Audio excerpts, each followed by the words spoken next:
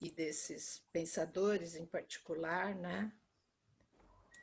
Então, eu pontuei esse como o primeiro. O segundo, eu acho que vale a pena a gente, né, assim, trazer também como que nós vimos a experiência de vida dele, porque está diretamente ligada, né, com o contexto e com a concepção dele de pedagogia, proposta pedagógica, e particularmente o terceiro elemento seria falar um pouco, então, da pedagogia dele, porque acho que essa ideia de pedagogia pelas leituras, né, ela nasce um pouco aí no sentido de ser já um projeto pedagógico ligado, sobretudo, ao espaço de uma escola, né?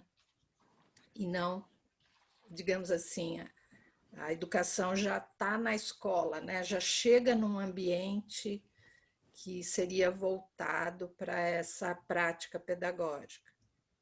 Então, eu acho que são três elementos que ajudam, né, a organizar, digamos assim, o nosso debate. Talvez a gente possa distribuir um tempo, não sei, porque vai até que horas, Flávia? Nós vamos 1h30, né? No caso, Brasil até 10h30, não é? Ou 10h35, pouquinhos, porque a gente vai começar agora, né? Estamos esperando a Luciana entrar, que eu acho que é a última que estava dizendo, as outras pessoas não puderam estar conosco, né? Uma pena.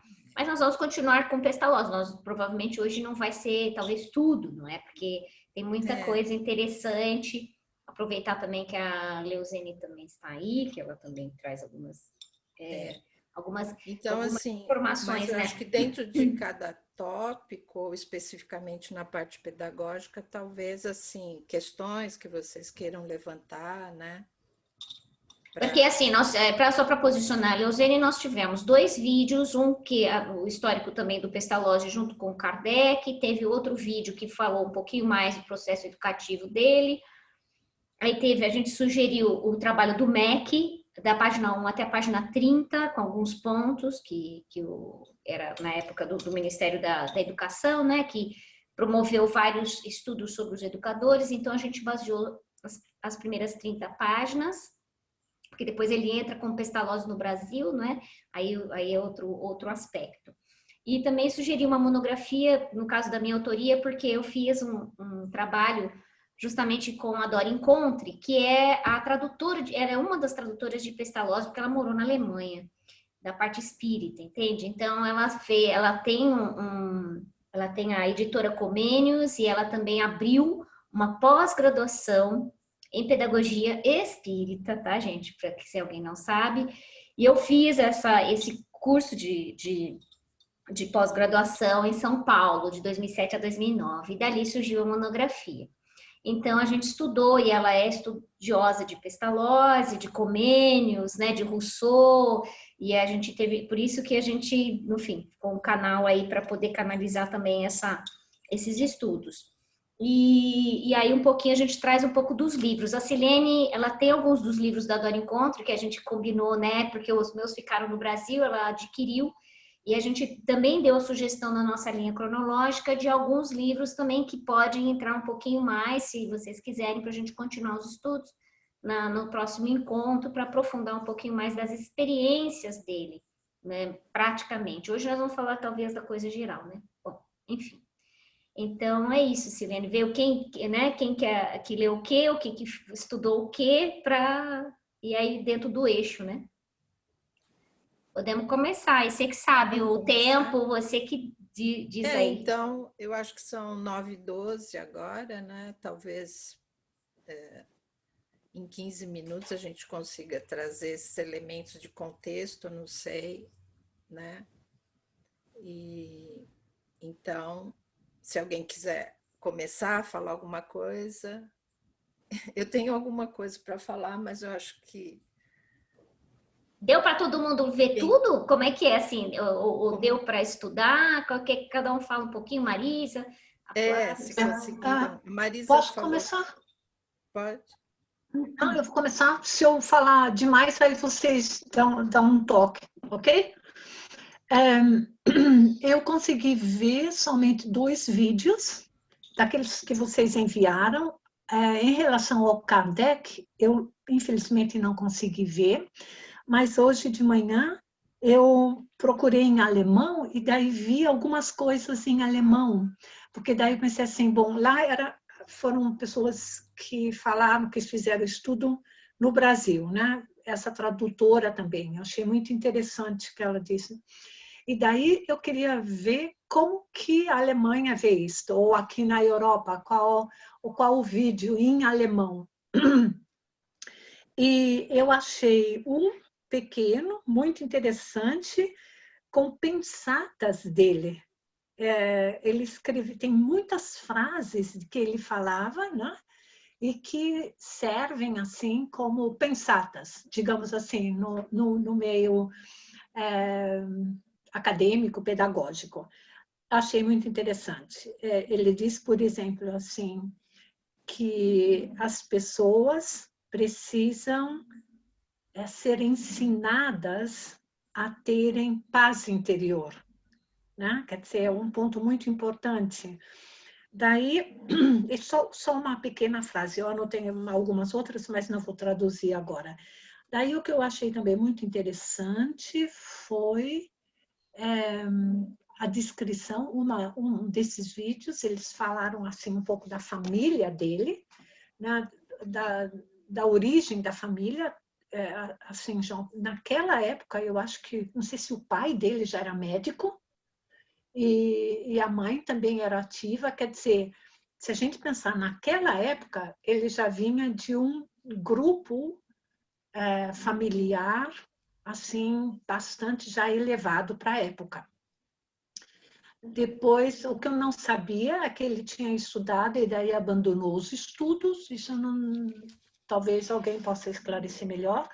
E agora, bem rapidinho, eu achei, aqui na Alemanha tem um jardim de infância que se chama Pestalozzi, é mais do que um jardim de infância, é um Kinderdorf. Kinderdorf é um lugar praticamente que as crianças moram o dia inteiro, né? É uma cidade, como se fosse um bairro, e tudo funciona nesse, como se diz, nesse tipo de educação, de pedagogia e tudo, né?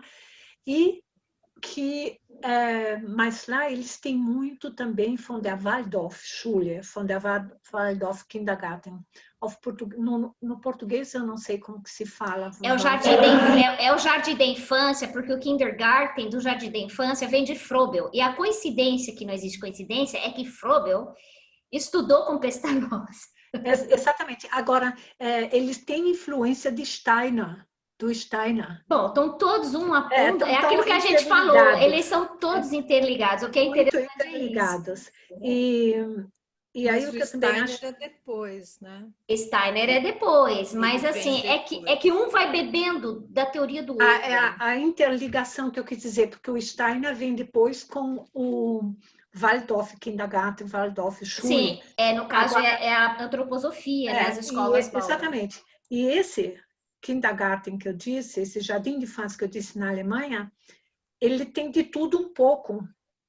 Não? Se a gente for pensar que essa interligação, é como se eles tivessem tirado assim vários conceitos de né? Várias épocas, e é uma maravilha de ver como é que funciona, né? Assim, eles dão realmente muita atenção para as crianças fazerem as coisas com as mãos, né?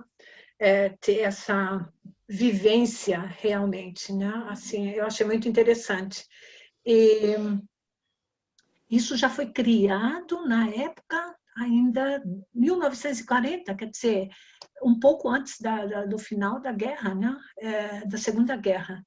Então, Marisa, apenas como interesse de pesquisa, eu queria só entender melhor como que eu poderia procurar no Google para ver se tem alguma que fale dessa experiência, porque, pelo que eu entendi, não é uma escola, mas é um bairro, então eu queria entender isso. Eu posso olhar novamente, agora eu só dei, assim, Pestalozzi, né? Eu ter isso, e daí veio várias coisas, e aí esse é, se você colocar Kinderdorf, eu posso escrever a palavra para Depois você você, escreve para mim, porque eu não certo? sei escrever. Porque eles fizeram um projeto de... Praticamente, eles acompanharam isso 21 horas ou 20, mas eles só pegam partes, né? Então, eles trabalham com crianças, por exemplo, que os pais, por motivo de doença ou de violência, não têm condições mais de cuidar dessas crianças, ok? Então, elas estão nesse bairro, praticamente, mas o que também é muito interessante, por exemplo, tem uma família, eles têm uma casa, são várias casas, né? Mas em uma casa mora um casal de pedagogo, eles são realmente casados, e de uma certa e terceira idade, e eles cuidam de, eu acho que eram 6 crianças, em idades diferentes.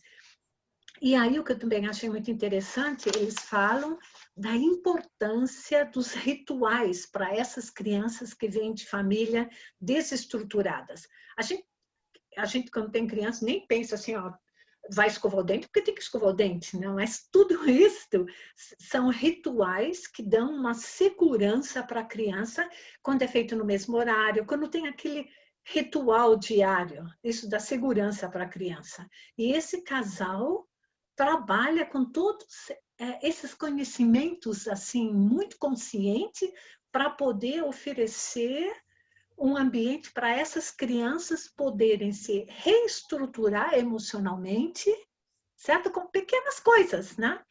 E trabalho com animais para poder aprender a concentração novamente. São os momentos que elas se concentram mais. E para depois, mais tarde, aprender assim uma profissão, e eles fazem tudo com produtos naturais que eles mesmos plantam lá. Eu posso anotar para vocês depois. Assim, eu particularmente me Sim, e interessaria se em você conhecer essa precisar, experiência. Para mim e se seria você legal, mas se você precisar que eu traduza alguma coisa, aí você me manda o que você está vendo, tá. e eu vejo de novo e traduzo para vocês, para você ou para alguém que queira, ok? Então, na Obrigada. verdade, nós não entraremos nesse tópico, mas foi bacana você trazer sobre as repercussões, né? Porque a gente está tentando entender ainda esses pedagogos, mas isso é uma repercussão, digamos assim, né? É uma influência, né? De uma pedagogia, de um modo de pensar a educação, a criança, a escola, né? Mediante outras, a criação de uma experiência, né? Essa é a parte praticamente positiva, né? Porque Então, quando... é uma parte que ainda a gente não tem se detido tanto a entrar, Ah, né? ok. Agora, Mas não quando... tem problema, eu acho que é uma coisa interessante, eventualmente, a gente Eu... estender o estudo Uhum. sobre um educador para entrar nessa parte. Sabe, Celine, eu penso assim, para mim, principalmente, eu acho muito interessante, porque muitas vezes eu comparo com o Brasil, né? Com os ensinos no Brasil e tudo, e daí eu Uhum. fico pensando, da onde que eles tiraram essa ideia? Né? Não, se você Porque... for ver, essa ideia de jardim da infância, no meu tempo era jardim da infância. Eu entrei no jardim da infância com 4 anos. A minha escola era montessoriana, né? Que Que também legal. se influenciou, também teve influência do Uhum. Pestalozzi. Aham, Engraçado, né? Eu fiquei sabendo sim. agora, nessa Agora, leitura. só mais uma coisa rapidinho que eu não gostaria de esquecer. Foi na hora que eu ouvi um dos vídeos, agora não sei se foi no Brasil, o de vocês ou se foi em alemão, que eles, eu acho que foi no alemão, que eles falaram assim, que ele teve um filho, né, que tinha um filhinho, e esse filho, ele quis aplicar toda a pedagogia baseada no Emílio, e É, deu um problema seríssimo, foi muito assim é. desastroso. Quando eu li isto, ou quando eu ouvi isto, aí eu senti uma energia muito densa na cabeça, muito densa mesmo, né? Mas aí é um ponto interessante, eu acho, que tem a ver com o contexto, sabe? Uhum. Porque assim, por que eu dei importância a isso? Oi, Luciana, bom dia.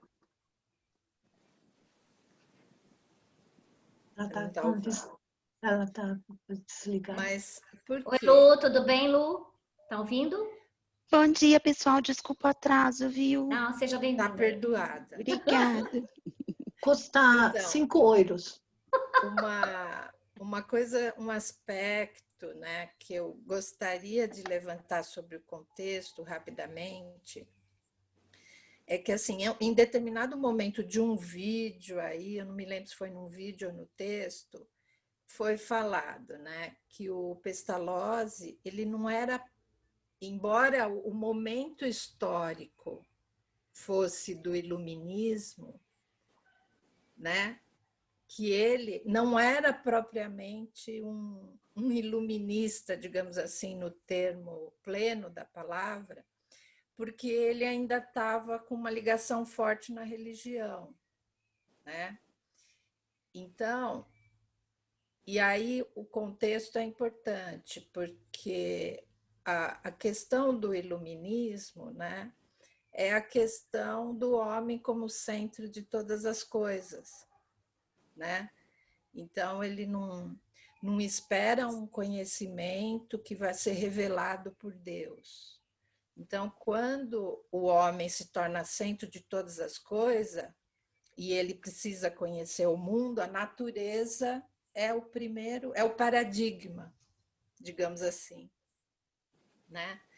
Então, estou falando isso porque a conexão entre Comênios, Rousseau e Pestalozzi tem a ver com esse paradigma da natureza, porque eles estão, embora eles, os três cristãos, né?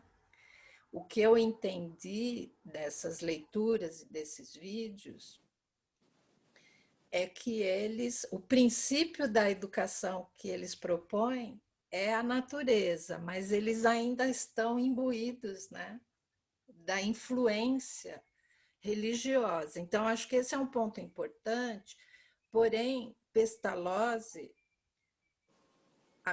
pelo que eu também entendi, ele está nesse caminho, né,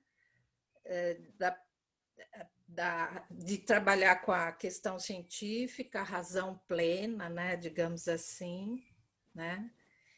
Mas ele não se desvencilhou da religião totalmente. E, curiosamente, ele vai ser a base da pedagogia espírita, que é entendida como uma fé raciocinada, não baseada em dogmas, né? Então, esse é um aspecto do contexto que eu achei interessante, que eu gostaria de trazer aqui para vocês, que eu entendi dessas leituras, né? E do porquê que tem a conexão entre Rousseau e Pestalozzi, por exemplo, né? A partir da educação do filho dele, ele começou, ele tem certas coisas que ele adota do Emílio, porém ele vai além, né? Porque ele vê as limitações e a a pedagogia dele tem a ver com um elemento novo que ele traz, né? Quer falar, Flávia? Eu gostaria de dizer justamente esse contexto também da mãe, não é? Porque ele foi educado por uma babá. E essa Babi, ou alguma coisa assim, não é? Logicamente, assim como Rousseau também perdeu os pais cedo, ele também teve que se virar nesse sentido de Ele educar. era órfão, né? Ele também, entendeu? Ele era Então, órfão. exatamente. Pestalozzi. Pestalozzi era órfão, entendeu? Então, assim, pegando isso como gancho de se pensarmos de uma programação existencial, não é? Dentro da mesologia, ou seja, o meio ambiente em que eles estavam, assim também como Comênios, que teve também que ele estudou teologia também, foi educado por um tio, etc. Pestalozzi também estudou teologia, direito, não é? E se envolveu com a parte da agricultura, já que a gente está falando do aspecto do contexto dele de vida, não é? e casa-se com uma pessoa 8 anos mais velha Isso que é a ele. experiência, né, São as Flávia? experiências dele, de Essa é a contexto dele, experiência de vida de dele, vida dele. não é bem o contexto. Não é bem o contexto viria depois, mas assim, é o contexto, o que eu quero dizer é o É o background. contexto próximo, né? Na Família. verdade, assim, é o fundamento da vida dele enquanto crescimento, não é? Enquanto educação dele próprio, e depois ele tem o filho dele, justamente como a Marisa falou, dentro dos princípios de Rousseau, dentro de Emílio, mas ele sofria de muitos ataques nervosos, esse menino, né? Então ele teve problemas sérios de comportamento, entende? E ele não sabia como fazer. Agora, Flávia, interessante que você falar isso, porque no vídeo que eu vi aqui na Alemanha, deu para entender que esses ataques nervosos que essa criança começou a ter são consequências da educação que o pai deu, porque ele era muito severo e com 3 anos a criança já tinha que aprender a escrever e o menino com 11 anos ainda não conseguia fazer muita coisa. Quer dizer, ficou completamente desestruturado. Quer dizer, essa foi a mensagem passada através desse vídeo que eu vi, que essa doença, depois ele ficou epilético, né? E que foi falado mais assim, como se fosse sido uma consequência da educação que ele teve. É aquela coisa da tentativa e do erro, não é? Quer dizer, tentar ver a teoria, eles mesmos não tiveram um embasamento educacional em casa, tanto é que para Pestalozzi, numa das leituras que fiz também, acho que no MEC, a educação na família é extremamente importante da família em si, mas a continuidade dessa educação deveria ser transferida para a escola, que aí ele entra depois com a experiência dele de Yverdon, que aí a gente vai entrar depois, que seria a experiência de 20 anos que ele teve depois, né, das outras duas que não deram certo, não é? Entre essa coisa de dar certo, porque tinha aquela visão de pegar Rousseau e tentar implantar. E aí ele foi dentro das reflexões dele, tanto é que no texto do MEC ele fala que ele escreveu o chamado Investigações, que são textos de reflexão dele durante vários anos para tentar entender aonde estava o erro dele. E aí ele chegou à conclusão de que realmente Rousseau via a educação da criança com o homem natural, excluindo o homem social, porque o homem social era corrompido pelo governo, pelo tudo, e a criança deveria ter o seu fundamento de educação como esse ser natural e tal. Aí ele viu que essa concepção de Rousseau estava falha, porque ele falou assim, eu não posso deixar com que a criança tenha o subsídio do campo para ele ter autonomia, porque aí é o conceito dele, né, metodológico, que é a liberdade autônoma. Autônoma. Exatamente. Aí ele falou assim, não, eu não vou conseguir fazer com que essa criança fique o tempo inteiro na natureza e tire o seu provento da sua própria autonomia financeira dentro da terra, sendo que ela não está tendo liberdade nenhuma de contato com a natureza e de aprendizado com a natureza. Aí que ele muda tudo. É isso que é legal. Quer dizer, é isso que eu acho bacana em Pestalozzi. Ele estava querendo adaptar a prática pedagógica dele ao contexto, à questão da produtividade econômica, do trabalho, da indústria, né? Helena? Oi. Silene, eu teria uma pergunta para você, só para esclarecer melhor para mim. Quando você fala contexto, o que você é o contexto entende sobre isso? Socioeconômico, político, cultural da época, o espírito da época. Ok. As situações... Assim, no sentido mais amplo, né? Porque certo. o contexto próximo é a família. Aí eu já entro na experiência de vida, porque a pessoa Quer dizer, quando nasce você diz... numa época, num lugar, né? Ok. Num contexto próximo que é a família. Aí começa a experiência dela de vida. Mas a inserção dela numa época e num lugar, né?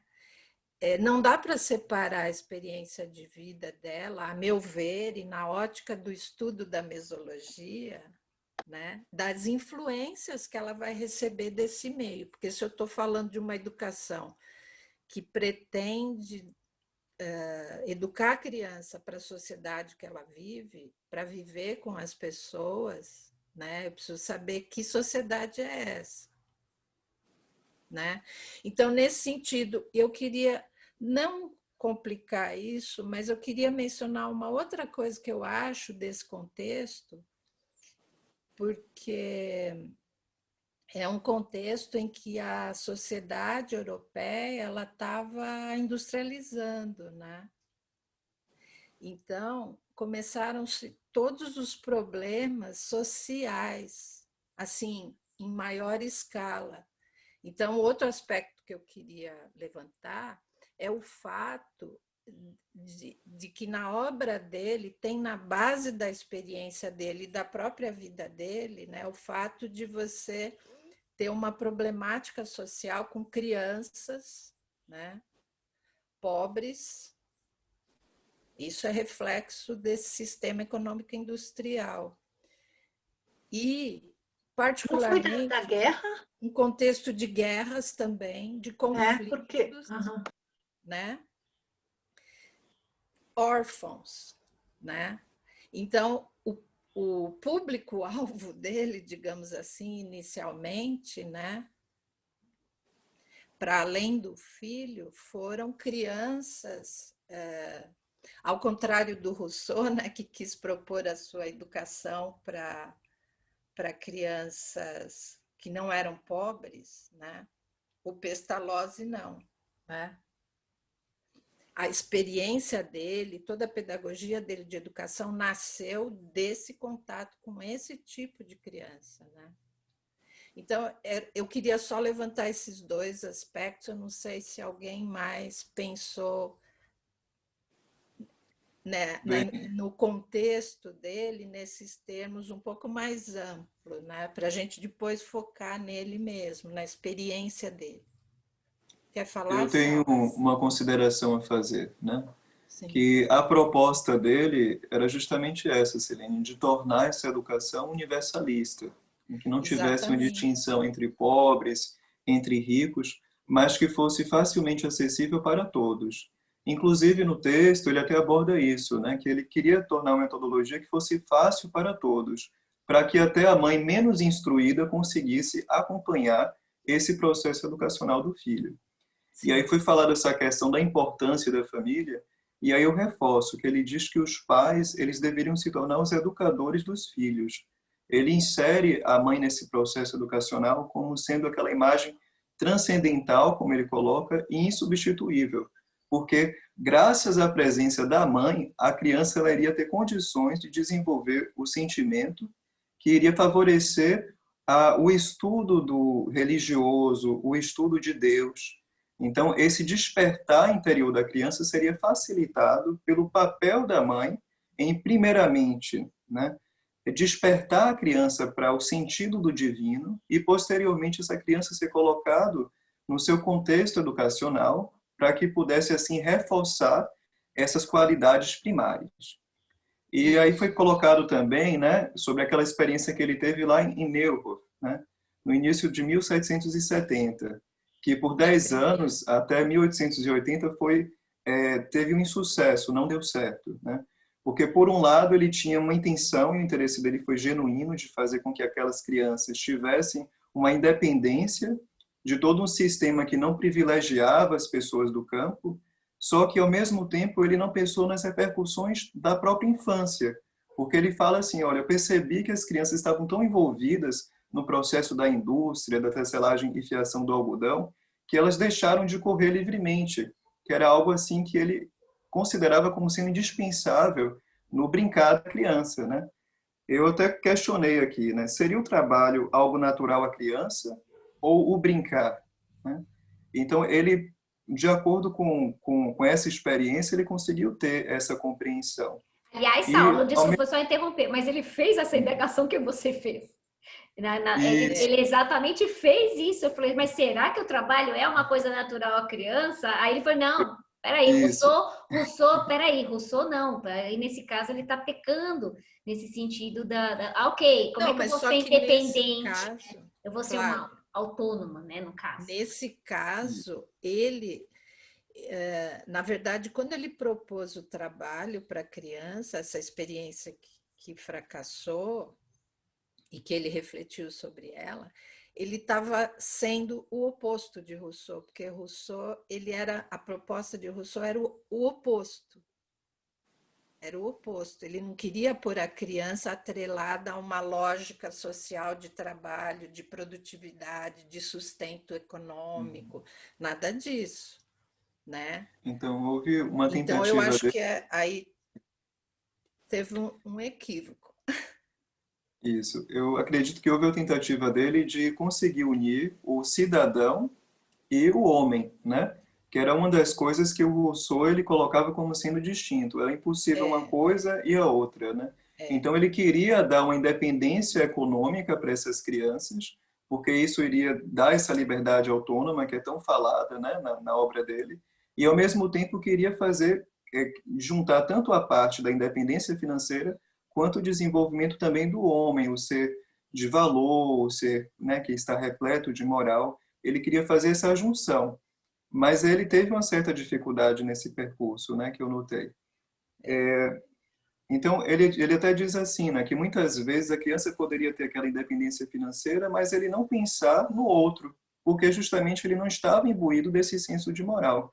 Quer dizer, eu estou conseguindo o meu próprio alimento, mas eu não estou pensando em como eu posso alimentar o meu próximo, porque justamente houve uma falta de equilíbrio entre essas duas vertentes.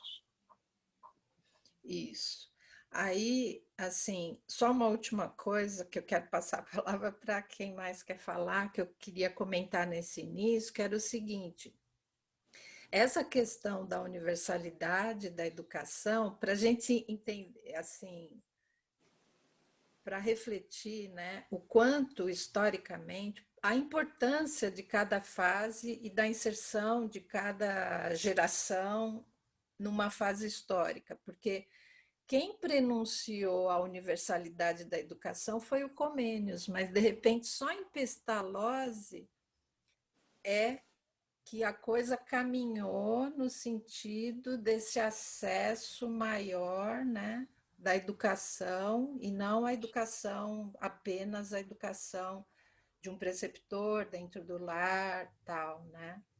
Então, isso eu acho bem interessante, porque a gente, assim, e isso também, para fechar o que eu queria falar inicialmente, é que lá no vídeo, né, que o apresentador, aquele do Kardec, né, que ele vai falar de Pestalozzi, ele vai falar, ele vai situar nesse momento de Pestalozzi como era um momento histórico que a educação se tornou um grande fundamento de uma ideia de renovação da sociedade pela educação, né?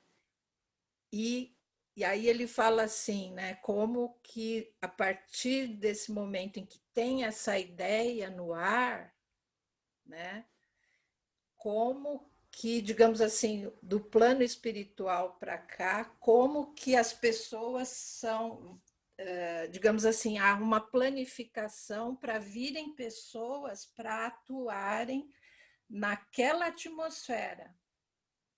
Não sei se vocês se deram conta, esse foi um ponto que eu achei muito importante, porque esse grupo aqui nasceu para falar sobre o papel dos educadores históricos nesse processo de que na conscienciologia, viu, Saulo, a gente chama de reurbanização planetária, né?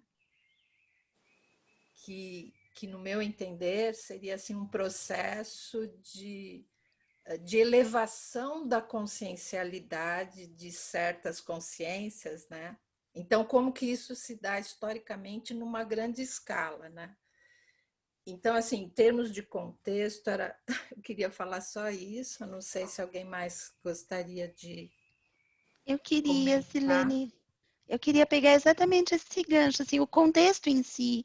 Eu não tenho tanta coisa para falar, eu tenho um monte de coisa para falar dele, eu estou aqui me segurando. Não, então Mas nós já uma vamos começar a falar Não, dele. tranquilo. Mas o que eu queria só fechar isso que você falou do contexto, foi o que me chamou fortemente a atenção é como da segunda metade do século XVIII em diante só teve um crescente de pensadores sobre educação. Sobre Então, educação. começou, né, o resgate ali com Rousseau, né, o início foi Comênios, aí um Salgado,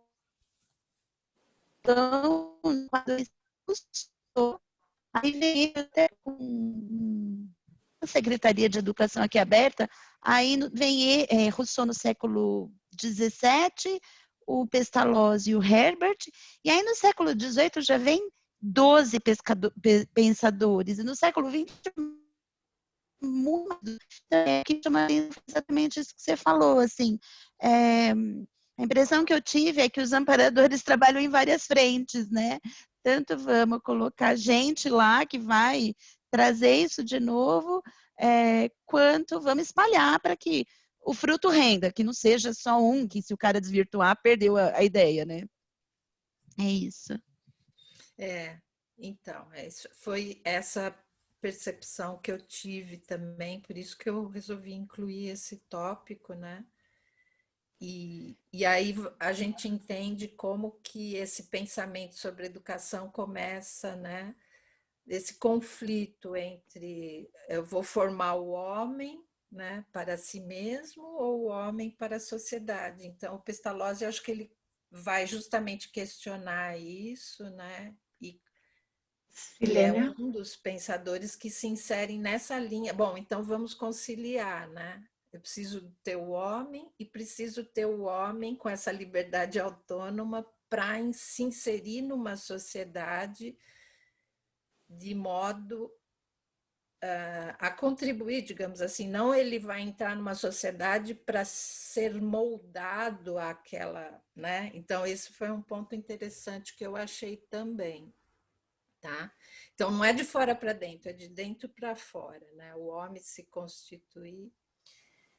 Então, Então, pegando por... aí podemos começar a falar dele, das experiências Eu dele, queria né? só acrescentar, Silene, Fala, esse fala. raciocínio que eu achei muito interessante, né? Eu até gostei mais de estudar o Pestalozzi do que o Rousseau. Achei ele mais, assim, tem mais a ver comigo, assim, eu me identifiquei.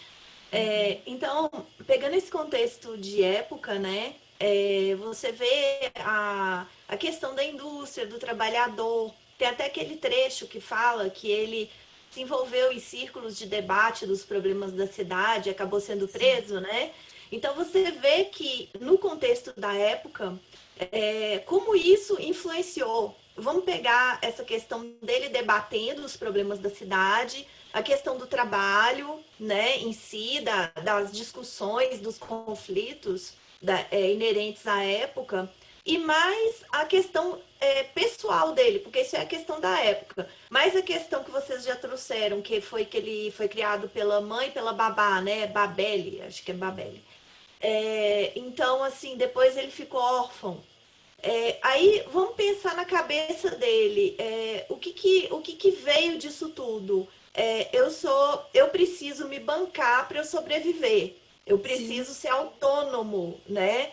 Eu preciso ter a minha independência emocional, né? Eu me bancar para poder dar conta disso tudo. Então eu tenho que ter o meu sustento, eu preciso trabalhar, eu preciso ter o meu sustento, mas ao mesmo tempo eu ter uma resiliência emocional para estar dando conta disso tudo. Então eu penso que a partir da experiência própria dele foi o que me deu a entender, tá? Posso estar equivocada.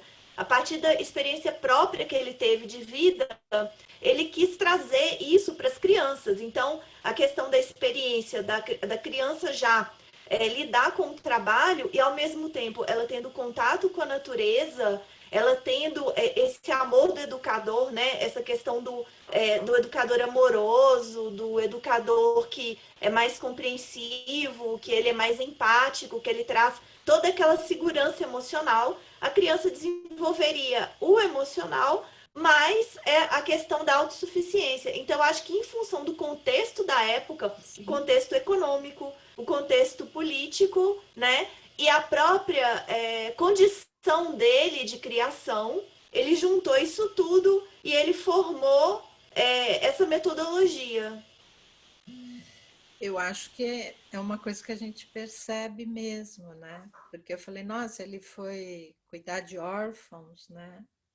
E ele era um órfão, né? Então, tem essa conexão forte mesmo entre o que ele, a experiência dele, né? E a experiência que ele teve, no caso, na sociedade, né? Como atuação na sociedade, né? Que mais que a gente pode falar? Preciso rever.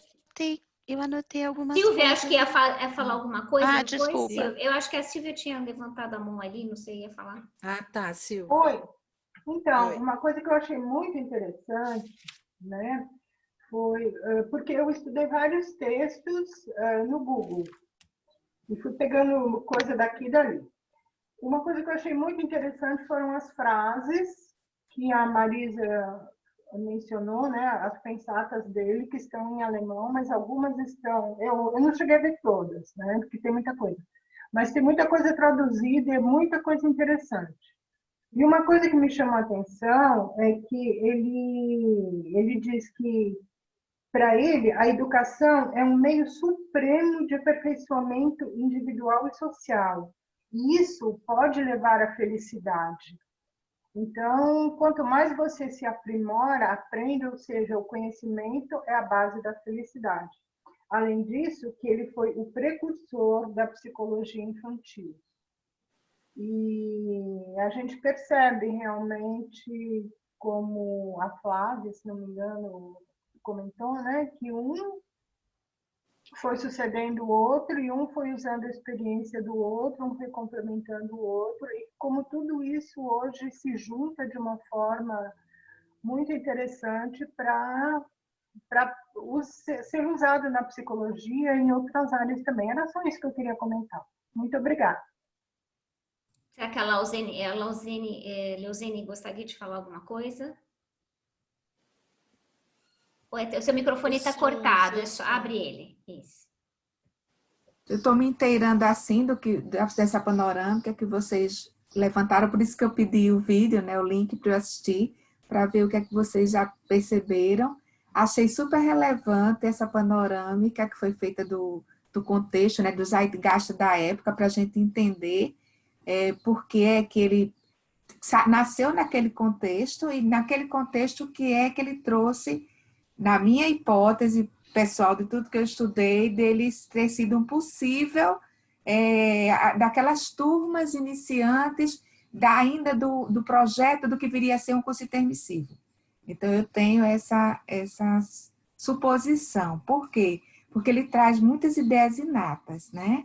Então, se a gente for estudar a personalidade dele, a fase preparatória, considerando essa hipótese, a fase preparatória dele, o contexto que ele veio, o que trouxe de favorável, porque nem toda situação que a gente considera desfavorável a nível intrafísico, como, por exemplo, ter sido órfão, isso aí, ter sido órfão, não significa que isso não era algo que iria exatamente desenvolver para ele ou trazer lembranças, recordações importantíssimas desse intermissivo para aquilo que precisasse ser plasmado, né? E no desenvolvimento das obras dele, o que acho fascinante é que ele tem uma resiliência, né, grande, ele não tem nenhuma inteligência financeira, a gente vê isso claramente, ele tinha muita dificuldade em lidar com dinheiro, escapou da religião, porque a tendência, ele passou um período que ele foi criado pelo avô, morou com o avô para poder estudar, a tendência é que ele seria pastor com o avô e ele conseguiu escapar do contexto religioso, que não deve ter sido fácil, gente, naquela época, sem profissão, né? Estudando, embora o pai tivesse sido médico, como foi colocado aí, né, de toda a condição favorável para que ele tivesse uma vida, digamos, dentro de um contexto mais burguês, ele vai, então, desestruturado em relação a isso, perde o pai, a mãe com dificuldade financeira, vem esse avô que ajuda, mas puxa para a religião e ele escapa disso. Isso eu acho muito, muito interessante. E essa ideia dele de ter uma educação para todos, mas ele demorou, ele começou com um processo que pode ser até uma hipótese de um ranço religioso do passado, né, dessa dedicação só aos pobres, aos necessitados, que bateu, sem dúvida, a experiência dele também, mas depois ele abre isso, ele passa disso, não é só para o pobre, é para todos, né? Para rico, para Tá? Isso Yverdon, aí é que é né? bacana. Yverdon, que foi a E experiência dele, Verdon, que foi né? a grande Que experiência, ampliou bem, isso. né? Que foi até o que também favoreceu ele escrever. Então, ao longo da vida, fala Nossa, de 40, né, títulos, 40 obras que ele escreveu. Não se acha tudo isso nas traduções, mas ele conseguiu escrever bastante, colocar, né, as ideias dele no papel, e ainda bem que a gente, embora a limitação para mim, pelo menos, do alemão, mas hoje o que se consegue saber dele é que ele tinha ideias muito avançadas, que ele conseguiu em Verdão colocar, né? é, Assim, esses momentos dele da resiliência que ao longo da vida e de ter experiência, fracasso, ele aprende com aquilo ali e reelabora até ele chegar realmente à execução da programação existencial dele, foi bastante é. fôlego aí. Então, na verdade, ele teve 3 grandes experiências de Isso. instituição, né? Digamos assim, de ensino, né? Pelo que eu entendi, E aquela não inicial, crescendo, né? E não num crescendo. crescendo, né? Stans, né? Foi a segunda, a primeira é aquela No, inicial, no, do da campo, agricultura, da aí agricultura, do depois campo. Stans, né? Que ele foi lá, ele foi para lá especificamente para atuar com aquelas crianças. Eu achei isso muito Isso. engraçado, porque ele não estava lá e aconteceu aquela guerra, né? Ele foi para lá, então ele tinha um pouco essa, né? Esse senso. Ele precisava vivenciar a experiência. É, Na minha vida assim, profissional, para mim, por exemplo, foi super importante eu ter trabalhado na área aqui em Natal, onde ninguém queria ir. Entendeu? Então, eu me identifico muito com Pestalozzi. Por que para mim foi importante passar pela experiência? Porque depois eu só poderia escrever sobre aquilo, avançar em alguns estudos, se eu tivesse tido a experiência. Né? Como a gente cresce com a experimentação. Então, ele passou pela experiência, ele viu o que funcionava, o que não funcionava. Ele foi muito empirista, sem dúvida, né? Foi fora de série nesse sentido, porque era na prática para ele fazendo, então, a construção do pensamento pedagógico dele, né? Escrever sobre educação. E E trouxe... falando, na verdade, eu acho que ele tinha os 2 movimentos, né, Leozene? Porque como ele escrevia muito, né? Ele pensava muito Pensava teoricamente muito. aquela experiência, né? tanto é que essa coisa da experiência da vida dos pobres foi feita em Leonardo e Gertrudes, né? Que eu só consegui pegar o texto em inglês e eu coloquei no Drive. A Leuzene não tem ainda essa participação, porque assim, a gente faz com que as pessoas que manifestam interesse, né? Depois a gente dá o acesso, sabe? Porque a gente tem um Drive com as obras e tudo, que a gente consegue coletar gratuitamente através da própria PDF da internet, né? Então, às vezes, para aprofundamento, né, eu não cheguei a ler Leonardo e Gertrudes, mas é onde justamente, assim como o Rousseau escreveu Emílio, aí começam-se a ter as experiências e ele consegue, então, escrever, não é? Essas Na experiências. forma de São romance. quatro etapas, né, que ele escreve sobre... ele vai escrevendo, são primeiro volume, segundo volume, terceiro volume. Eu lembro que foram 4 etapas. E fora isso, né, as reflexões dele, não é? A Dora Encontro, ela tem isso documentado também, que é traduzido, inclusive, né, do alemão, eu acredito, né, essas reflexões dele.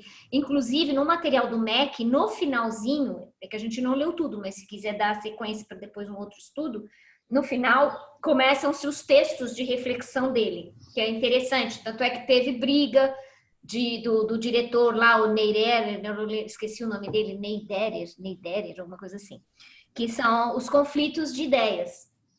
Né? Ele se tornou um diretor da Stans, se tornou diretor de Stans, mas teve conflitos entre, eu não sei, eu não lembro agora todo o...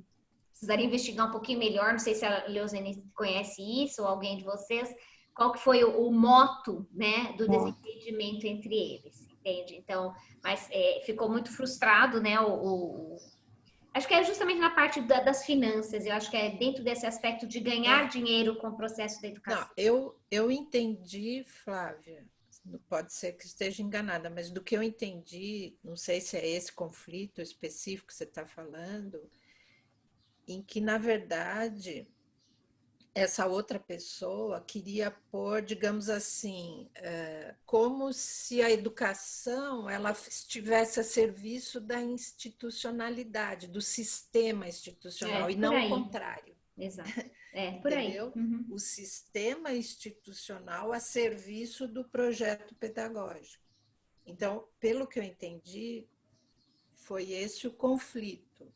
É você ter aquela ideia mãe, né, que é a pureza da ideia, da metodologia que ele tinha, e você depois transformar aquilo naquela sistematização institucional, exatamente isso. Virar um sistema a serviço do sistema e não do projeto, né? Foi esse o conflito que eu entendi que houve.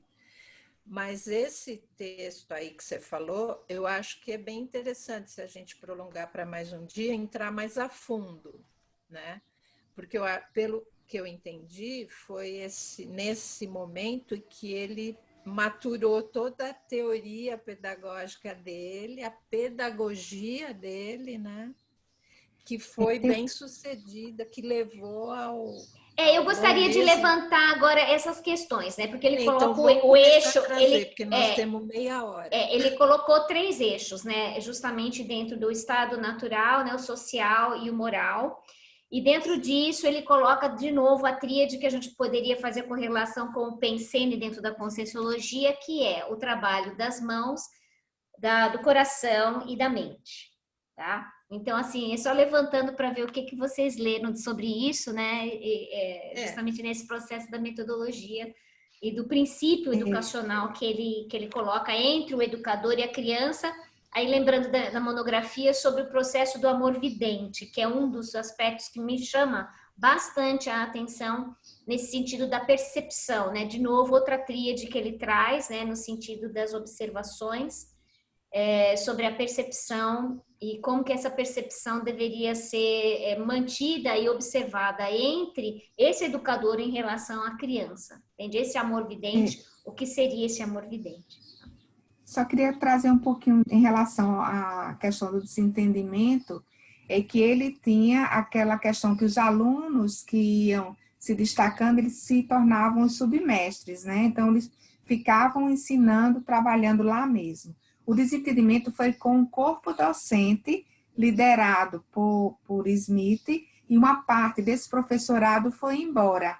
Então, aqueles que compreenderam a experiência, que passaram, foram educados naquele contexto, foi que permaneceram, então, com Pestalozzi, dando continuidade ao trabalho. Legal, Nilzene, bem bacana, eu tinha esquecido dessas coisas. E aí era a revolução mesmo que ele trazia, era portões abertos, 10 horas as crianças passavam, e adolescentes passavam lá, né? Aceitava todas as raças, todas as etnias, religiões, então também havia um mal-estar em relação a isso, era muito avançadinho para a época, né? Esse universalismo. E aí, lembrando uma cena, que tem até uma das fotos, uma cena que eu lembro que a gente estudou no curso, isso ficou muito gravado em mim, Pestalozzi conversando com as crianças quando teve a Revolução e as crianças ficaram realmente abandonadas em instância, e aí ele fala assim, gente, olha, vocês, as crianças, né, vocês dividiriam os seus quartos e tudo para as outras crianças, entendeu? Então, assim, mesmo com as dificuldades que eles tinham no instituto, na instância, ele chama a atenção para a interassistência e conversa com as crianças, para as crianças abrirem essa possibilidade de acolhimento das outras crianças que estavam em situação ainda mais difícil por causa dos conflitos e da perda de seus pais, etc. Então, acho não sei vocês, mas eu acabei de tomar um banho de energia aqui. Essa filosofia, né, a teática da coisa, né, desse amor que ele traz, esse amor materno aí, que é uma das essências, né, dele, entendeu? Em relação a ele. Que é o princípio. E o princípio com relação às crianças, né? Esse é um exemplo que é bem característico, assim. Eu teria uma pergunta. Ok? Essa fase que vocês estão falando, quando ele estava trabalhando com as crianças e que a Flávia acabou de falar, isso foi mais tarde, né? Foi muito mais tarde. Quer dizer, o filho dele já estava adulto quando isso aconteceu. Seria isso? Porque eu fiquei pensando assim, é que quando eu ouvi esse esclarecimento de que o que aconteceu com o filho dele, baseado na maneira como ele lidava com o filho, eu senti essa energia muito densa, né? Agora, essa parte que você falou agora é uma parte assim, muito positiva. E eu fiquei pensando assim, o que é que nós poderíamos esclarecer ou trabalhar que essa outra parte densa pudesse ser ajudada? Quer dizer, eu estou querendo entender a nossa posição nesse trabalho, entendeu? Dá para entender o que eu estou querendo falar? Porque, de uma certa forma, se nós olharmos somente por determinados ângulos, a gente só pode bater palma, falar, puxa, que legal, que interessante, né? Que tudo que ele fez, e ele é reconhecido no mundo inteiro, né? Muita gente foi para a Suíça para aprender esse tipo de métodos para poder copiar da maneira que era possível.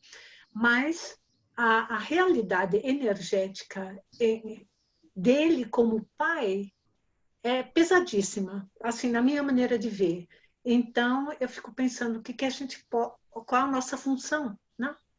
Na Se alguém puder ajudar. verdade, que eu entendi, Marisa, que essa segunda experiência, que acho que é o que a Flávia falou, foi em Stans, se não me engano. Em Stans, ele já tinha um neto, o filho dele já tinha dado um neto para ele, né?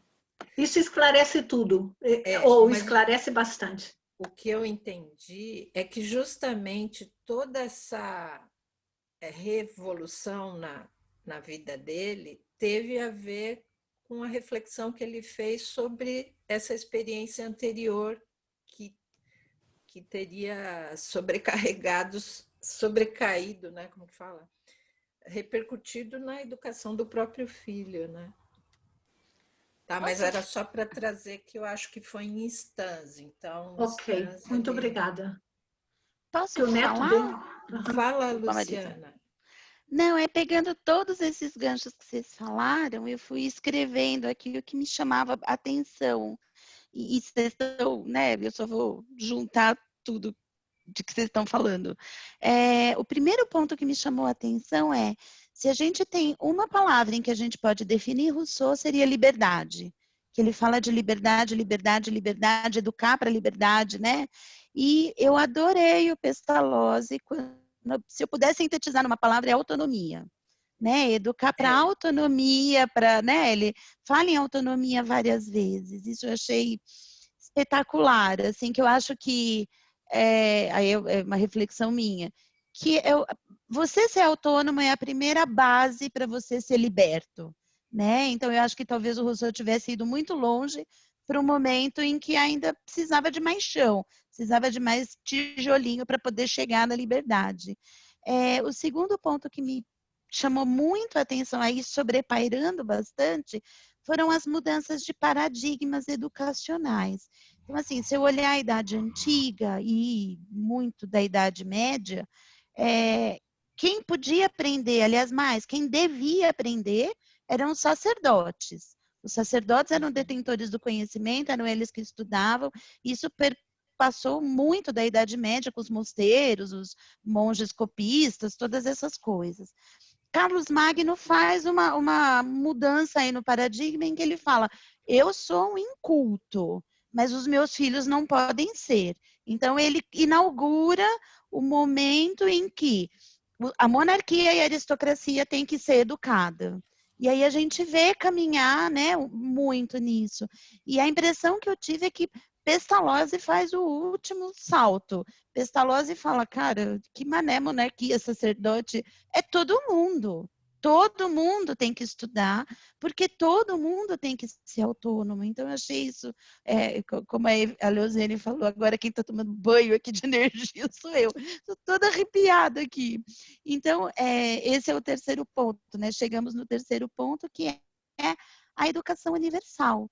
E ainda nisso, no quarto e no quinto ponto, é o respeito às fases de desenvolvimento da criança.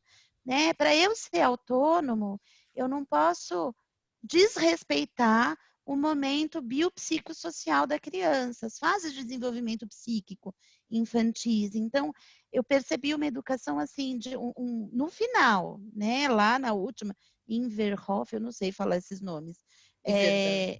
Em Verdun. Ele Isso lá... é o mais fácil. Não, para mim Não, Neuhoff. Stanz é fácil também. Esse para mim foi o pior. E lá no final, no livro do Menck, ele fala bem isso, né? Que aparentemente entre Stanz e teve 20 anos, e nesses 20 anos parece que ele não fez nada, entre aspas. Mas se você acompanha a obra dele, você percebe que foi nesses 20 anos em que ele ressignificou tudo.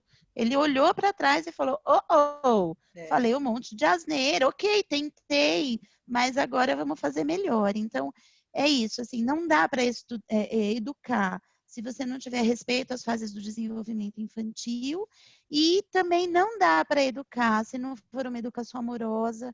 Eu achei isso, assim, espetacular. Porque o Comênios, o Rousseau, eles falam um pouco de vínculo, mas eles não são claríssimos, de que você só pode educar se efetivamente você estiver olhando para aquele indivíduo. E olhar para aquele indivíduo é muito respeito e muito amor que você precisa fazer com isso. Tanto que eu achei bem legal também ver os sujeitos dos livros, né? O Rousseau, ele fala do Emílio e da Sophie. O Pestalozzi fala da Gertrude. O nome do livro dele é Gertrude, é a mãe, né? Como é que a mãe educa, né? É muito amor materno, assim, de novo, tomando banhos de energia. E ele com a foto das crianças, né? A diferença é essa. Tá cheio de criança do lado dele, pendurada nele. E aí, para o fim, então, bom, ainda só fechando isso, educar é dar atenção aos 3 âmbitos. Então, eu não vou educar só no cognitivo, que era o que tinha até então. Eu preciso educar o motor e preciso educar... Ele chama de sensorial, isso é uma tradução minha, posso estar errada. Eu entendi que educar as emoções também. Vamos olhar para as emoções da criança, vamos ver o que a criança traz. Então, é uma educação muito integral, muito integrativa. E acho que esse última... é um princípio. E a última coisa que eu ia dizer que é isso, aí particularidade minha, que eu achei muito bonito, até porque eu tenho muito problema com isso, ele tentar errar e não ficar lá no chicotinho se autopunindo. Errei, o que fiz em Neuhoff é horroroso. Não, nada disso. Ele é muito claro e fala, eu tentei.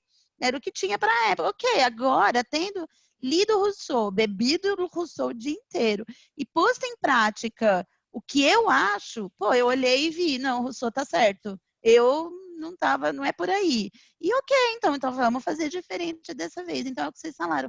Um cara que tem uma resiliência espetacular e um cara que tem uma autobenignidade, né? Ele não fica no chicotinho se massacrando. Sabe quantos anos ele tinha quando deu certo o Iverdon? 50 anos. Olha que tudo, né? Olha, minha filha, é essa resiliência, entendeu? Agora... É isso aí. Ele morreu com 81. Exatamente. Então, vamos dar a volta por cima. Eu gostaria só de, em cima do que a Luciana está falando, lembrar essa coisa da tríade, né? Que eu acho muito interessante essa coisa de tríades, né? Então, além de cabeça, coração e mãos, aí ele fala assim no processo, foi do vídeo, né? Sobre o método, né? Que é o método intuitivo. Porque a aprendizagem é um produto da observação e da percepção. Então, ele fala assim, a criança, ela parte da observação de um objeto pelos sentidos, ela alimenta essa intuição de conteúdos, permitindo a construção de hipóteses. Olha lá. A produção do conhecimento, entendeu? O cientismo, exato, o cientificismo. Porque é a parte ativa da mente que atua sobre as sensações. Então, essa criança, ela possui internamente tudo o que precisa para a socialização plena. Ela ressalta a importância da família para a formação da personalidade. Aí ele fala, o conhecimento não é adquirido, mas sim desenvolvido. E já nasce com tudo que precisa ser desenvolvido. Aí é uma questão da gente conversar um pouco também sobre o lado da Conscienciologia. Ela precisa de estímulo desse educador. Por isso que esse educador Aí eu volto de novo para o do verbete, educador consciencial do infante, né? Essa coisa do educador é fundamental, e aí por isso que o Saulo falou que os pais têm que ser esse educador com um olhar, não o olhar, aquele olhar que o pai de superproteção, né? Aquele olhar do pai que dá tudo, aquela coisa tal, que é muitas vezes até corrompido para ser amado. Não. É aquele observador realmente de observar a criança com as suas necessidades e não tentar supri-las todas, mas tentar fazer com que essa criança se desenvolva pelo seu próprio esforço, né? Essa coisa da observação do sentimento e da razão coligados, né, com uma perceptividade além, que é a integralidade do ser. Então, não é só aquele amor, que é o amor piegas, né, que às vezes da mãe ou da superproteção daquele pai ou daquela mãe.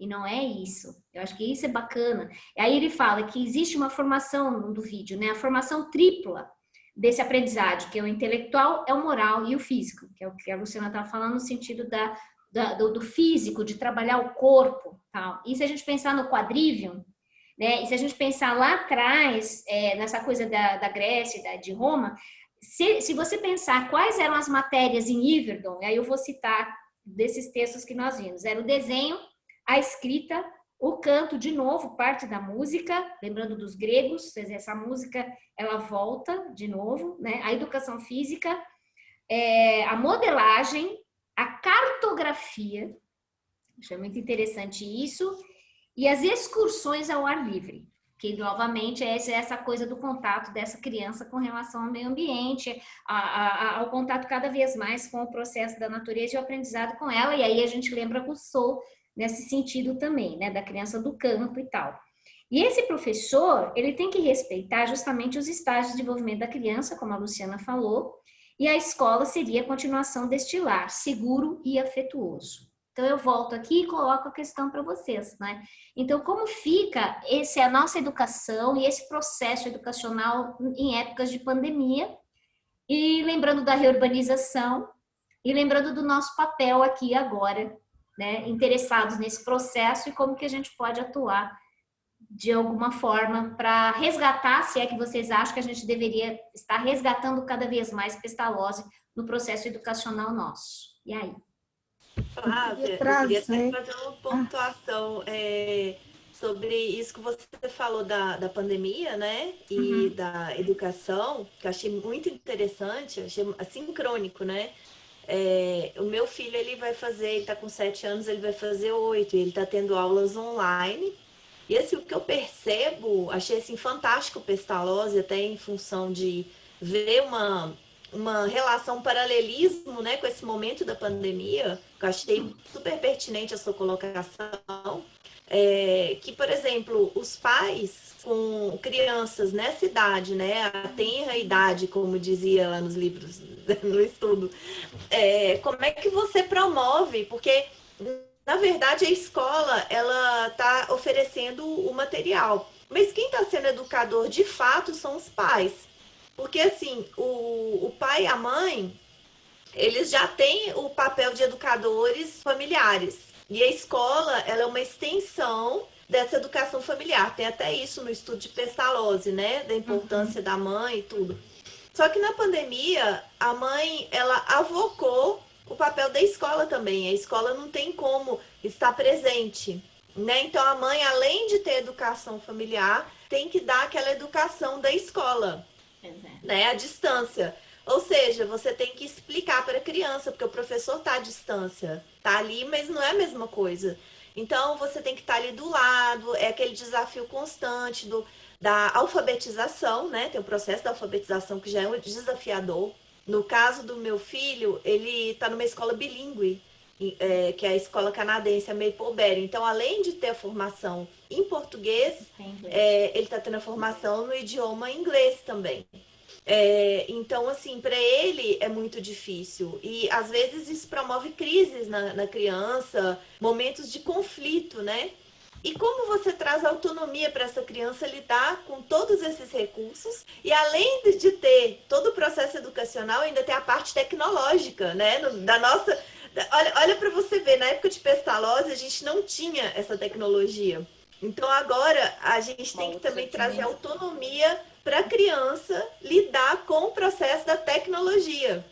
Pois é. Agora, deixa extremamente interessante. Agora, deixa eu contar uma história, uma casuística. Posso, Silene, só um minutinho, porque eu dou aula online de inglês, né? E dou aula online aqui em Portugal também. Então, ontem eu estava conversando exatamente com a minha aluna, que é a Patrícia, que não mora no Porto, mora em outra cidade.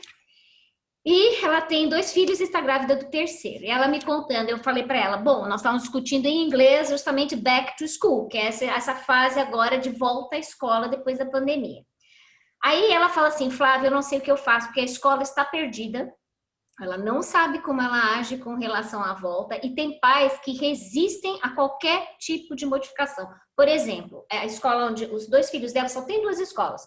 Nessa cidade é uma vilarejo, é perto de Lisboa, mas é pequena. Tem a escola pública e tem a escola particular, só 2. Os 2 filhos dela, o menino tem deficiência cognitiva, um pouquinho, tanto é que eu estou dando aula para ela, ele aparece, tudo, porque está todo mundo em casa. Ela falou que ela não sabe o que fazer porque ele precisa de atenção. E ele está regredindo. E ela compra livros, ele não consegue, ele adora tecnologia. Olha só, olha o chip da tecnologia. E ele só se concentra quando tem a tecnologia. Só que ele não consegue ficar sozinho, ele tem que ter o grupo junto com ele. E eu tentando falar com ela e tudo, eu falo assim, olha, Flávio, não sei, quando eu tô perto, aí meu marido tem que estar perto, e ele sente falta das crianças, dos amigos. Aí olha o que a escola faz. A escola, só para terminar o caso, né, eu vou deixar para vocês para conversar. Aí a escola faz assim, aula de música, aula de artes e aula de educação física, sai da escola para ir no campo de bombeiros que tem a 100 metros. Os pais não querem. Olha isso. Bom, a gente pode dizer, bom, é perigoso, a escola tem que se responsabilizar.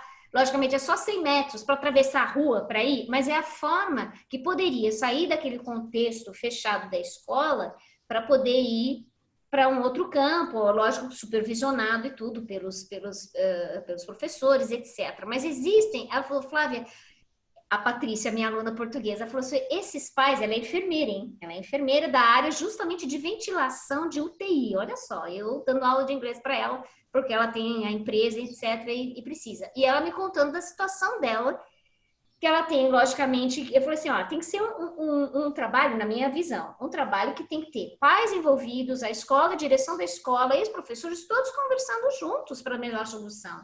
Porque a escola não está sabendo agir, essa volta agora, o filho dela que precisa estar de volta, que precisa ter uma certa atenção. Em casa, ela não consegue dar atenção total, porque ele precisa de envolvimento social. Então, assim, você imagina tudo isso, o que a gente tem que fazer? Mas o envolvimento social começa em casa, né? Ela faz o possível. Ela faz eu queria o possível. colocar uma coisa. Pode 2 falar. observações. Uma em relação à pandemia. Eu, como pestalozziana, gente, a pandemia só exacerbou as desigualdades sociais, infelizmente. Então, quem tem condições, quem tem seu filho na escola particular, quem tem tecnologia em casa, a educação estremeceu, mas ao mesmo tempo houve toda uma readaptação e está se conseguindo. Mas a rede pública, as escolas, não só no Brasil, mas em outros países também, estão fora, estão à margem, é um ano perdido.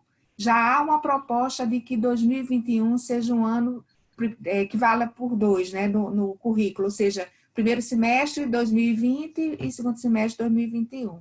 Então, assim, a pandemia, ela trouxe muitas coisas positivas no sentido dessa sacudida da família, que precisa se envolver mais com a educação, joia, isso aí. Trouxe a questão da tecnologia, que a gente tem, que isso aqui veio para ficar. Veja que a gente está hoje, nesse momento, tantas pessoas em tantas partes em cidades diferentes, a gente podendo estar conversando, então isso também maravilhoso, veio para ficar, mas a desigualdade continua. Então a gente tem, assim, rede pública, gente, tá à margem. Quem não tem... O Saulo, acho que estava na frente, depois a Luciana. É outra coisa. Peraí, só um pouquinho, Saulo, deixa ela terminar e já vai. Só terminar, mais uma coisa só. O nativo digital, que é a criança que já nasceu nessa realidade, ela não tem dificuldade com tecnologia. O nativo digital, nós que somos imigrantes e digitais é que temos, né? Então, a gente é que tem muitas vezes. Então, não é a dificuldade de lidar com a tecnologia, é a falta de recursos mesmo. Então, tem famílias que só têm um celular, esse celular é um celular de trabalho, da diarista, como é que aquela família 4 filhos vão poder usar para ter aulas, né? Então, só pandemia ressaltou desigualdade social. Esse é um ponto é o que a Marisa trouxe, que eu acho fundamental da gente, não sei se vocês já vinham pensando nisso. A gente está aqui, estudamos, vocês assistiram vídeos, estudaram, discutiram sobre pestalose. A gente está trazendo o que é que a gente pode, enquanto consciência pestalose, estando em que dimensão estiver nesse momento, o que é que ao ler a obra dele, ao evocar, a fazer todas essas análises, discussões e críticas, o que é que a gente pode contribuir para ele enquanto consciência, para que, avance aí na desperticidade, traga ideias cada vez mais avançadas.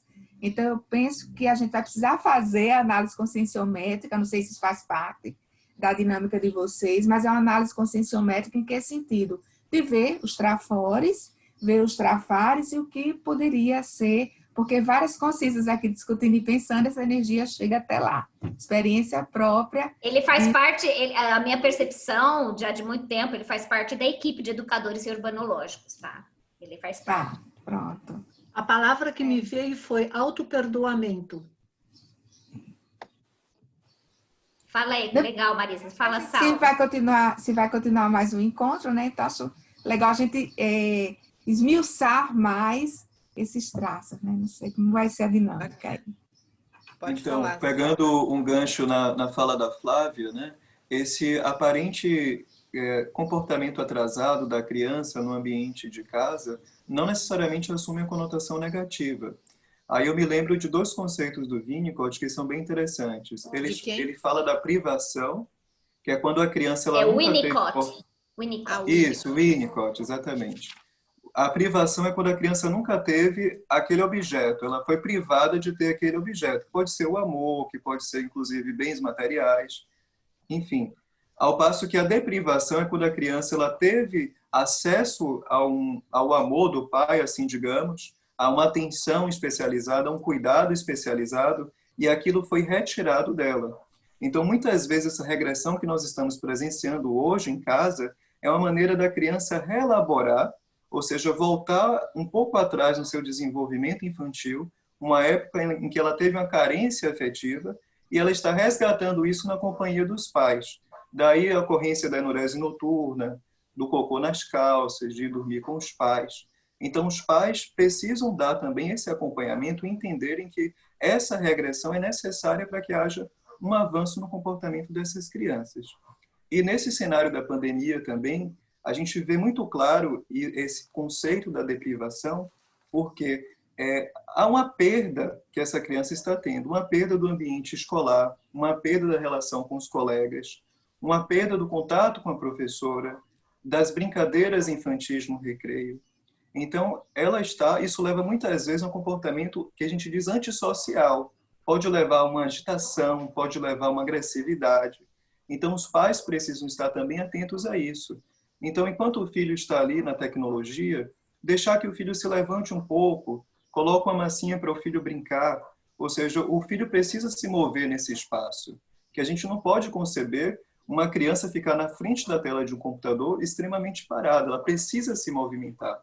Então, eu acho que os pais precisam ter esse cuidado e adotar esse olhar cuidadoso nessa época para conseguir, digamos que, simular esse ambiente escolar e, dentro do possível, conseguir lidar com essa perda.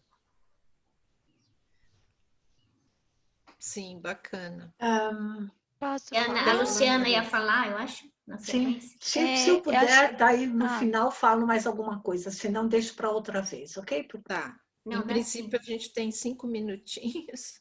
Cada um tem direito à palavra final. Achei bem legal essa colocação da Flávia, e é isso. O que a outra Flávia também falou é sincronismo, né? Essa semana eu recebi um convite de uma escolinha infantil montessoriana para falar sobre o impacto dessa situação que estamos vivendo na vida futura das crianças. Então, é uma coisa com que eu tenho entrado em contato bastante ao longo dessa última semana, até para poder elaborar uma apresentação legal para os pais. E eu acho que, pensando no contexto da reurbanização, isso é opinião minha, só sintam-se super à vontade de criticar.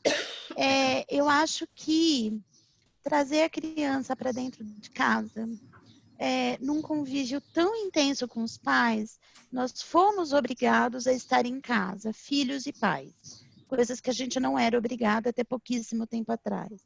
Eu acho que isso, óbvio, como tudo na vida, pode ser usado de um lado muito positivo ou de um lado muito negativo. Então, eu posso passar mãe, passar o dia inteiro no home working aqui, sem olhar o meu filho e, como bem o Saulo falou, deixar o meu filho numa tela, quer seja TV, celular, iPad, anyway, o que tiver, posso deixar meu filho anestesiado lá e acabou. Se tinha alguma atividade reurbanizatória nisso, não tem mais. Mas eu posso, pelas raras vezes na vida, poder olhar 24 horas por dia para o meu filho. Que é bem difícil, fazendo homeworking, homeschooling, home em tudo. É bastante difícil, mas se eu, como mãe, como pai, estou atento, se eu sou a Gertrude, né? Eu adorei a Gertrude. Se eu me visto de Gertrude, eu posso usar isso de uma maneira que vai impactar a vida do meu filho o resto da vida, né? Que vai reurbanizar o meu filho o resto da vida. Então, vou dar um exemplo aqui de casa. O meu mais velho, de 15 anos, a última coisa que ele quer é que eu me meta nos estudos dele. Ele tá indo bem, tá ótimo. Falta numa aula ou outra, mas ok, também tá de saco cheio. Nada tem impactado a vida dele em termos de nota, de desempenho, de nada. Ok. O pequeno tá super tranquilo para ter aula, como vocês disseram, eles são infinitamente mais digitais do que nós, eles já vieram para isso. Eu sou da geração que ainda não veio para isso. Então, ele entra no Teams, ele sabe o horário, ele sabe a agenda dele inteira. Esse não é o problema. O problema é fazer a lição, que começou a virar um inferno aqui em casa. Ele me espera, e eu estou o dia inteiro entre hospital, consultório, né?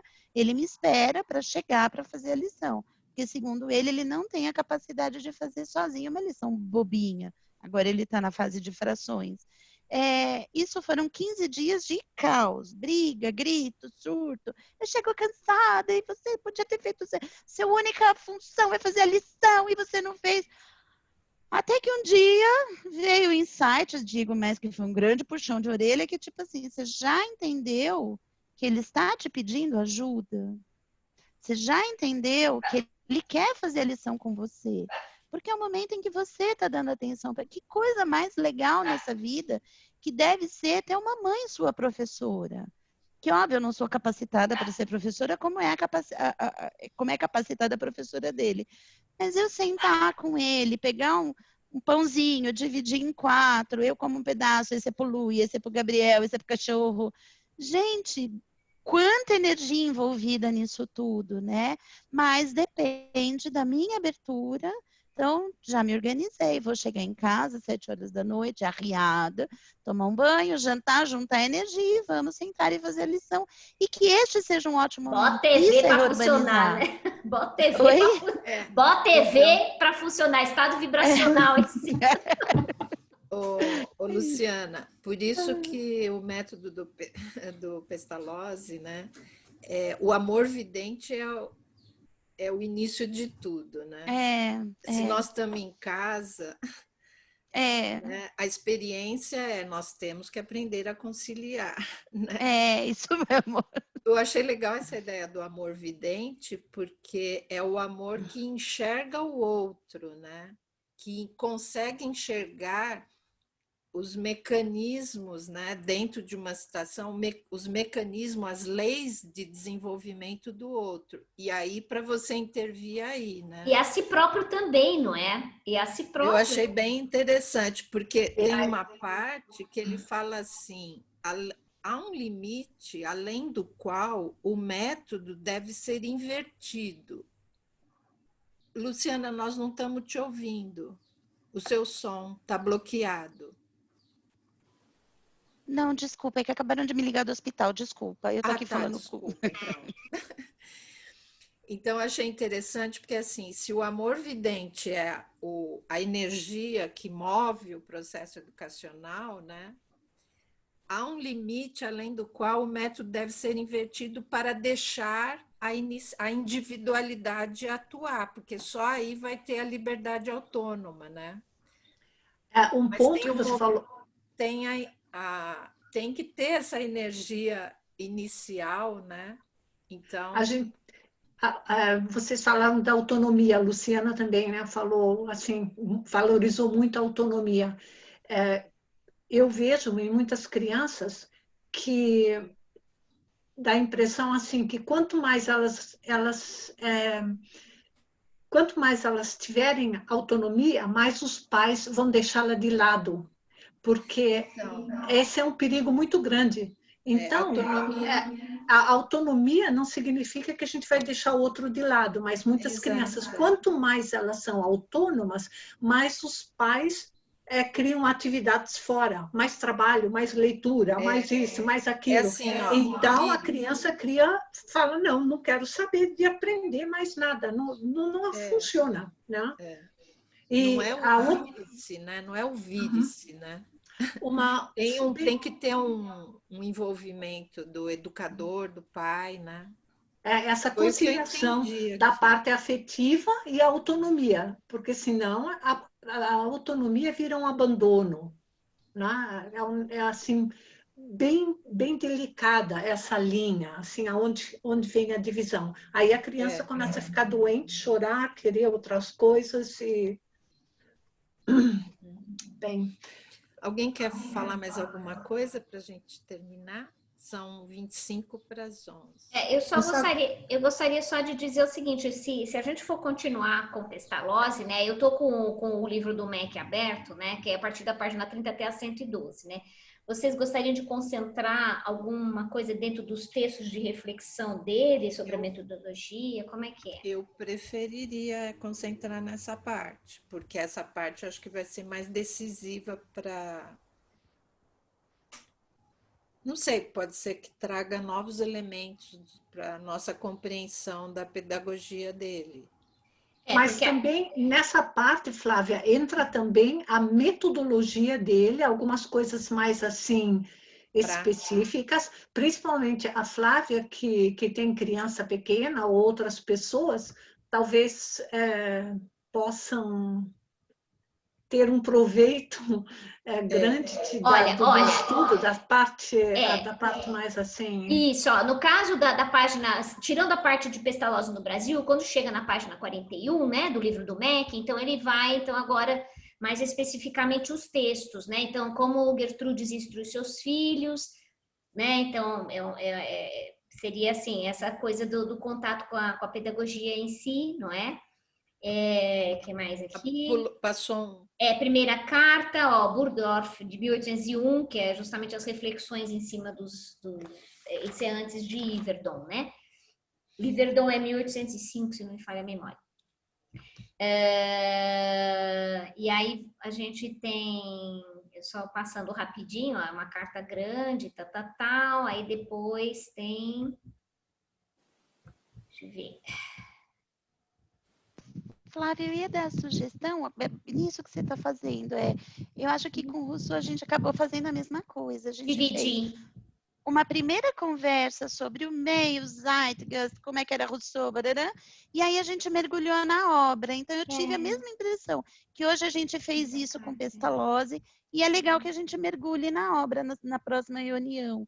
E eu olhei também ali no prefácio, não, no índice, dá para ver bem direitinho, são 60 páginas. Então vamos lá, peraí, então vamos lá, peraí, deixa eu... então, acho que pode ser esse texto. Deixa eu voltar aqui, então, espera só um pouquinho no início aqui. Eu acho que é a quarta página, se não me engano, a próxima. Isso, aí, ó, volta, em cima, volta. Em cima, ok. Aí, ó, Gertrude, o método, a pedagogia, exercícios para os sentidos e utilidade pedagógica de desenho e modelagem. São 60 páginas, mais ou menos. A minha sugestão é que a gente mergulhasse nele. Tá. Eu também acho. O que vocês acham? Os outros, deem sua opinião e vamos marcar a próxima data. É que em outubro nós temos o simpósio, né? Mas o simpósio é no fim, né? É no finzinho, Bom, hoje é o início, porque antes a gente marcava no final, né? Pode ser, para ter tempo, né? Aí vocês sugerem. Nós temos 4 de outubro, 11 de outubro, 18 e 25. São os domingos 25. De outubro. 25? Aí ver o que todos acham, né? Não querem fazer no começo para dar um mês, para não ficar muito porque longe? agora hoje é dia 6, né? Pode ser, Pode né? ser, Uhum. pode ser. É dia 4 de outubro. Aqui em Portugal, dia 5 de outubro é feriado. Não sei que feriado que é. Eu acho assim... Dia 11. Dia 11. Eu acho que é dia 11. Acho que é dia 11. Dia 11 de outubro? Dia 11 também é véspera de feriado aqui no Brasil. Ah. Mas, bom, por mim tudo nós bem. estamos nesse momento também, nós estamos no meio de um feriado, né, aqui no Brasil. É verdade.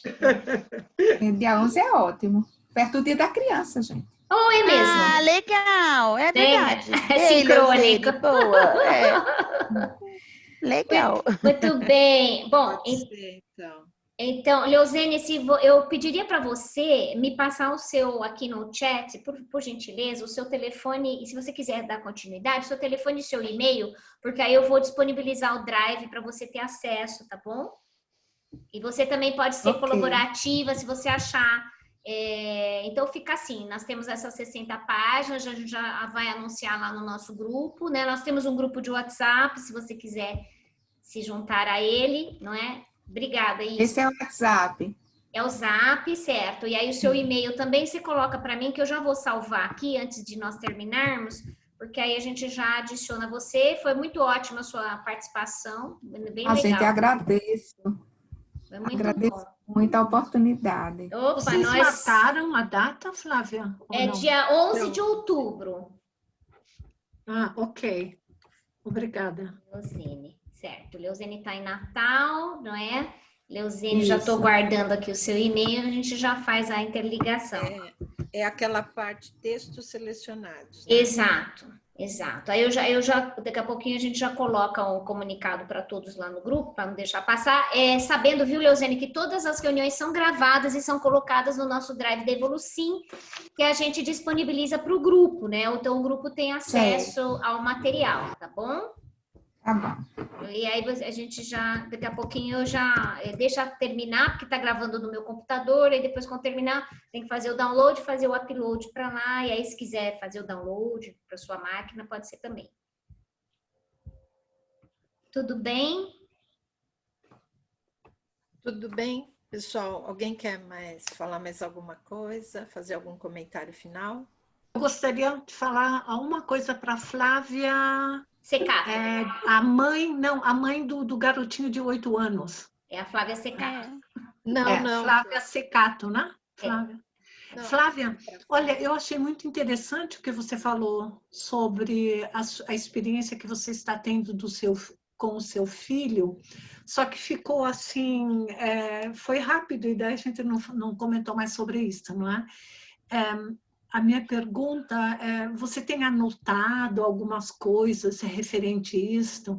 Porque eu pensei o seguinte, eu trabalho com crianças, no momento não, eu cancelei por causa da pandemia, mas eu penso às vezes assim, que se a gente fosse fazer um histórico para a criança dessa fase da pandemia, como que as pessoas viveram e estão vivendo, a criança com o computador ou dentro de casa, como você está agindo, esse tipo de coisa, para mais tarde, quando voltar tudo normal, ter assim como uma reestruturação cerebral, para a gente poder entender muitas coisas, sabe, de uma fase. Eu estou escrevendo diariamente eu faço um diário das coisas principais do dia.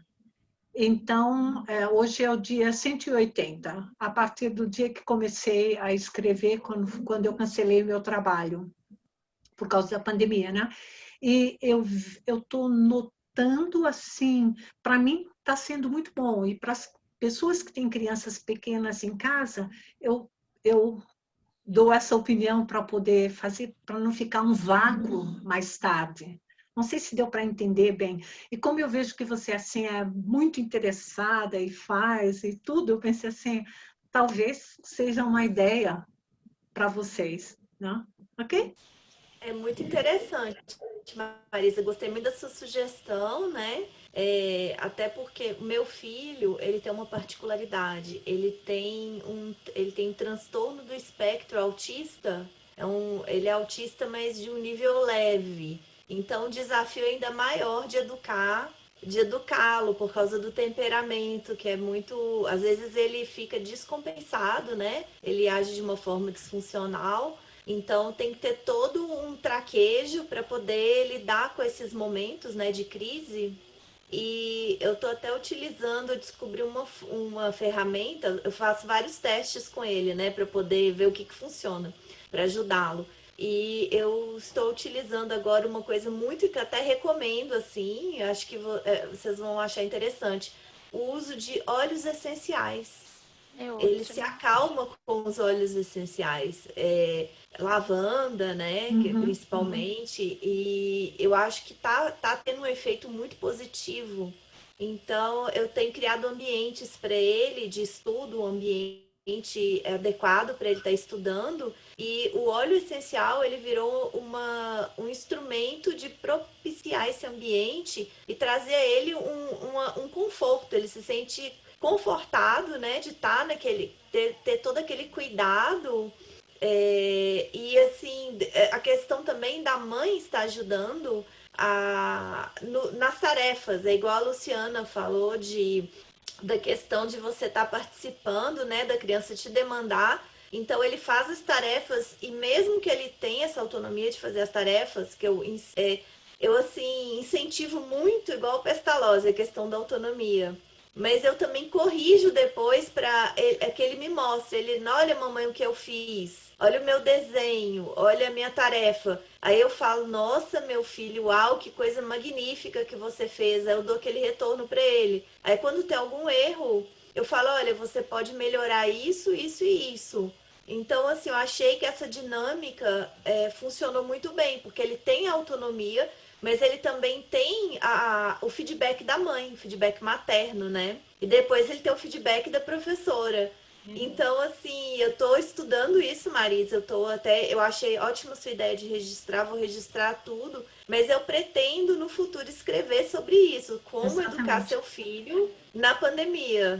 Isso aí. E também, mais um ponto, Flávia, aonde que você está sendo, assim, um estresse, né? Que nesse momento também como mãe, você está sendo, exige bastante de você. Aonde que você procura uma autorrecuperação, né? Sim, Diariamente ou semanalmente, ou como que você trabalha com isso para se autorrecuperar? Porque senão só vai tirando, e aí a energia cai, né?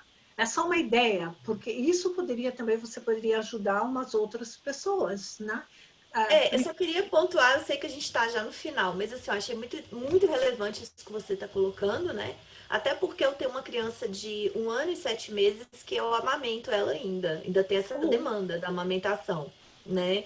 E ela é pequena e ela está numa fase que ela demanda demais, ela mexe em tudo. E eu tô em home office, o meu trabalho é um trabalho, eu sou assessora de ministro aqui em Brasília, então um trabalho que eu tenho que fazer os votos da ministra para as sessões. Então me demanda muita concentração e tem todo esse processo do estresse, né, da criança tá te demandando, principalmente a menor. Ainda tem o meu filho que tem esse autismo, que tem a questão da escola.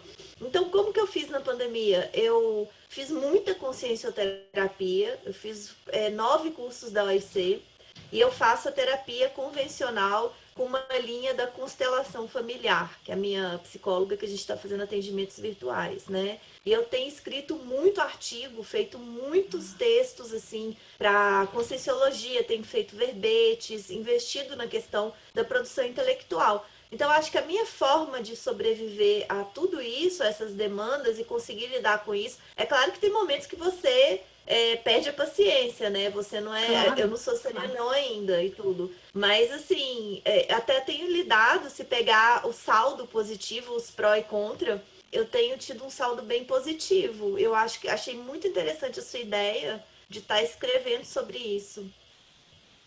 Ótimo, eu fico muito contente. Excelente, viu? Muito bom mesmo. Que você está fazendo todo esse processo também para você.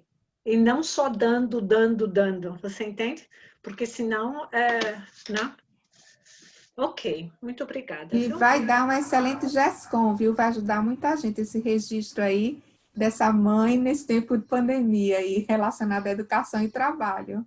Viu, Flávia? Vai ser grande contribuição. Muito bom. Obrigada, gente. Vocês me deram ideias sensacionais. Eu não tinha pensado nisso. Todo mundo bem, então? Vamos terminando, Silene? Ok, Silvia, quer falar alguma coisa? Saulo? Eu queria agradecer a todos, eu achei que foi muito produtivo o dia de hoje. E estou muito feliz de aprender sobre a Gertrude e o Leonardo. É o Leonardo e a Gertrude. E agradeço a todos e até o dia 11. Obrigada. Então, tá bom, gente. Tudo certo, Saulo? Tudo bem? Tudo bem. Eu também agradeço o momento de hoje e desejo um bom final de domingo para todos. Legal, Obrigada. valeu a contribuição aí. Lulu, Luciana, tudo jóia? Tudo ótimo, foi ótimo. Obrigada muito. Tudo bom. Luzene, Ok. obrigada aí por tu também, Cici, Silene, joia, Flavinha aí. E vamos lá, né, gente? Vamos lá estudar. Vamos estudar e vamos conviver com as pessoas na medida do possível, o melhor possível. Ok, pessoal. Um bom domingo ainda, Tchau, né? Marisa. Bye, bye. Tchau. Bye, Bye, bye. tchau. Tchau, gente. Beijinhos. Tchau, Podem ir pessoal. saindo. Podem ir saindo.